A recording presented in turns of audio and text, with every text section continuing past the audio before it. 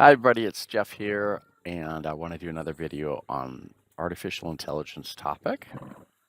And the one I want to do today, I'm getting ideas from reading LinkedIn posts, and mainly LinkedIn posts. There isn't really much on Facebook about it. A lot of LinkedIn, about Chat GPT over the past few weeks, right? And in general, AI apps in general, lots of posts in general. And one of the topics that has come up, I'm watching these posts, and so it's giving me ideas of what things to talk on, because these are the things that are interesting people, the things that are beginning to interest people that want to have questions. So I'm trying to answer those questions by looking at what people are saying. So one of the topics, the subtopics in this kind of area is education, right? So there's a whole thing right now on uh, schools, public schools, looks like, mainly junior high and high schools, but in the United States, right, banning uh, chat GPT and artificial intelligence apps.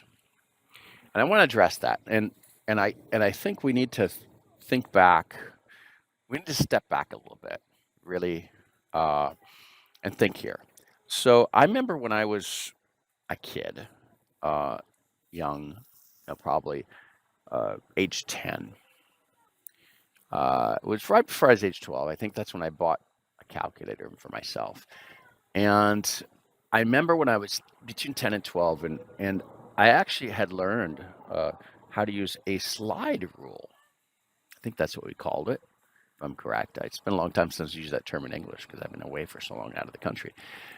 A slide rule is a kind of thing where you slide it, and you move it along, and you create another point of reference, and that becomes your point of reference to measure things. And I remember doing that. I mean, I only did a few times, but it's a tool, right?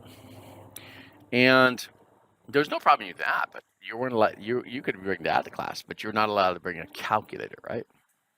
And now I see even my sons are in high school in France, and you're not allowed to bring a calculator to class to do your exams. That is so stupid. Everyone's going to use a calculator when they're in a work, right? Their job. Yeah, I mean, everyone's going to use a calculator. I've already said for decades. I mean, why do we want to make people force them to do things manual? I mean, it's important to learn how to do the thing manually, right? And I think this is what we're going to come to here. This is the reason for for getting here. But the thing is, it's like handwriting. Don't people teach people to type first? Teach them how to do the handwriting. But then I haven't used a pen. I don't think I've used a pen.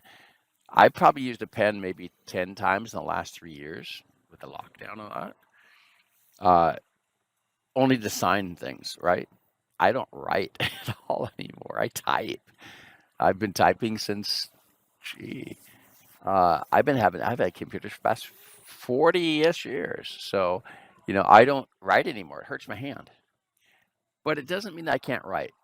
It just means I don't use that tool anymore. I use a different tool.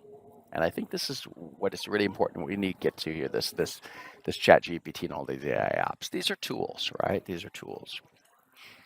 Now, and and and what I want to get to is what I've seen people saying, which I think is really good. I think there's some really good things they're saying, that people are becoming lazy. They're not thinking. They're not putting in critical thinking. They're not actually thinking. They're letting the thing just spit out content and then believing it's right, which is not what we want to do. And that when you write, it actually forces you to put things on paper, which is good, and it forces you to condense your thoughts, to channel them, and to get them in some kind of order, which can be done in a different way.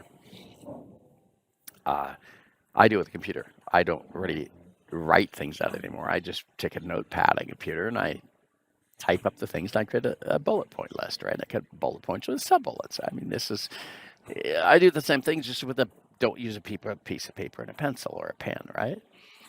So these things are, and what we're scared of, or what people are saying they're scared of, is that um, students will get lazy. They won't try to create content. They won't think.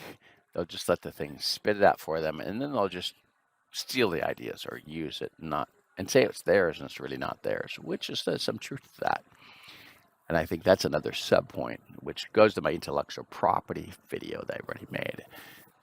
Let's call intellectual property includes copyright and all that kind of stuff. So people claiming that content is theirs where it's not.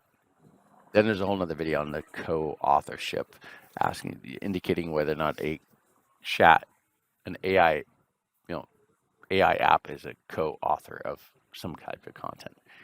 That's another topic I've done a video on.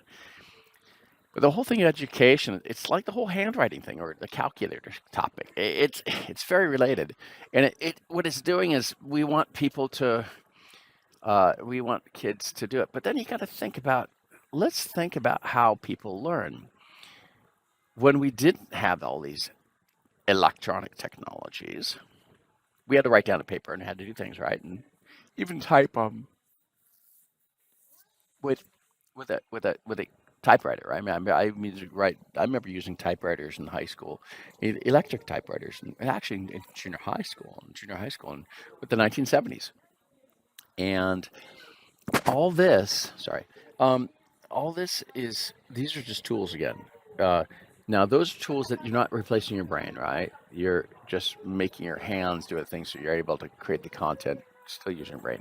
The whole thing here, what we're getting by, kind of dealing with this AI app thing is that people aren't going to think anymore. They're going to just type in a question, have the thing generate text, and then pass it as if it's their idea. Now, I do not think that's good. I think what this allows people to do, which writing is slow, and I do have a dyslexic son, so I mean, I know the frustration he can go of having to create text. It's a very painful experience for him. Some of us, it's less painful, okay? It's less cognitively challenging for some people, but it is for other people, and so that can be a help. It can be an aid to help them create text, and then to revise that and to kind of change it and edit it and kind of revise it and do all the things they want to do. But so the extreme of banning AI apps. Now it's about copying and plagiarism, right? That's what it comes down to. It comes down to this. It's really about people cheating and saying it's theirs where they didn't do anything at all, right? This is all. I mean, this again. I've made other videos about these other topics. So I don't want to restate those videos.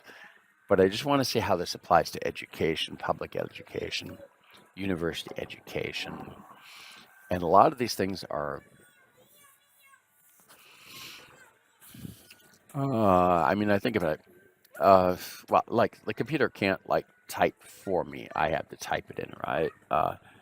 There are things that, we've been using tools manually. And I think this is what we're getting to is we're moving from a manual type of usage of tools, a physically manual data entry or whatever, or manipulation of something, to using tools that are actually able to generate things, and then we are able to modify that. It just makes me think of the film Modern Times, right, with Charlie Chaplin. We think about those things. I think we need to think this. It needs to be done with moderation. I mean, in the sense that we, it's like alcohol. It's okay to have a little bit, but not too much. And so, take a little with your meal, but don't be drinking all the time. And it's okay to go ahead and use tools, but don't be using it all the time to do the creating content. Use your brain, right? And it's all about human computer interaction. I think what will happen from all this, what I foresee happening, is there'll be a lot more interest again into HCI, human computer interaction. There'll be a new way of this. And I think that this will cause us to think about,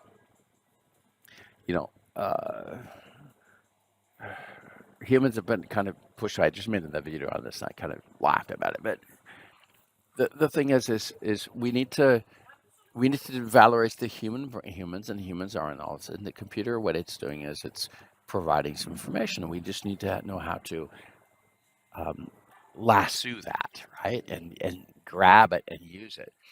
And if we start banning things, it'll just cause people to want to use it more. But actually, just tell them don't use a tool, do it all manually, which kids are used to. I mean, they've been growing up with all these technologies around them all the time. Some of us didn't have the technologies. I mean, I was lucky in that middle generation where you still had to kind of do both completely. But the kids, I mean, my kids are, much faster doing things than I am, technology-wise, apps-wise. They're really good at it. They can figure it out pretty quickly because they're used to doing it. Whereas a lot of, my generation, the generation before me, did even worse, right? So what I say is we just need to. There's completely ban anything is that tends to be the American approach to it. But it just needs to be done with some thought. Uh, Maybe making some limitations when things can be used or how it can be used. Uh, telling people, if you use something, to credit it. That might be a way to get around this. Credit that you use this. Uh, it's okay to credit it. Now, if it did all the work, that's not fair use, right? We need to teach people what fair use is. Fair use is a certain percentage, right, that we can use that is by others, which could include AI apps. So the education topic is I can't cover every single detail of every single facet of education with AI apps, but I think this is the beginning of it, and I think it's going to get bigger, it's going to get more complex, and we're going to have to think of ways to do it. And it's good to be able to put limits as early on as possible because once you start going down the path, uh, you know, then the precedent is always there to have used it. So it's better to kind of limit it early on and decide how to do that, and and then to go with it from there. So I hope. Sorry, I'm getting a little tired this little afternoon, sir. But so that's my thoughts on that topic. There will be more topic coming. Maybe another video on this, a little bit more detail, depending on what I see in the coming days and weeks on LinkedIn and other social media. Thanks.